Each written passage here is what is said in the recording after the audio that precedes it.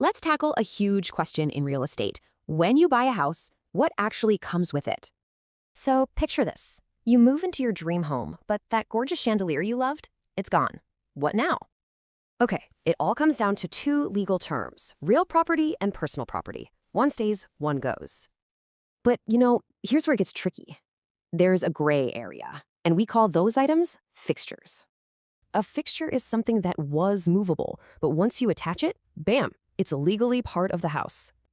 So how do you tell what's what?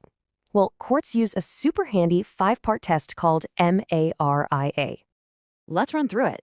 We've got method, adaptability, relationship, intention, and agreement. Each one is a clue. First up, method and adaptability. Basically, how's it stuck on there, and was it custom made for the space? Next, courts usually lean toward the buyer. But the biggest test is intention. What was the plan from the start? But you know what beats all of that? The agreement. If it's in the contract, that's the final word. End of story. And here's a huge pro tip for any exam. The written agreement is the ultimate trump card. It always wins. Okay, so you've got the rules, but now for the exceptions. There are two really important ones to know. First up are trade fixtures. Think stuff a business needs, like ovens in a restaurant or special salon chairs. Right, so a built-in bookshelf at home is a fixture, but in a bookstore, that's a trade fixture. The tenant takes it. But here's the catch. If a tenant leaves those trade fixtures, they become the landlord's property. It's called accession. The other big exception, it's all about farming.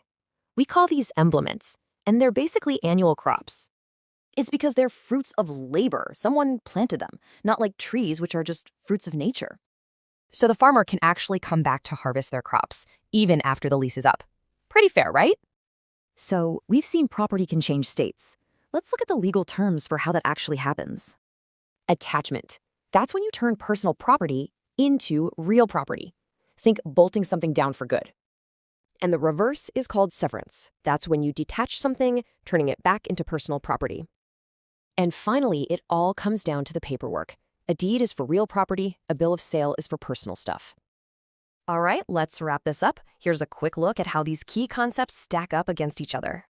So now you know, take a quick look around your own place. What's something you now realize is a fixture?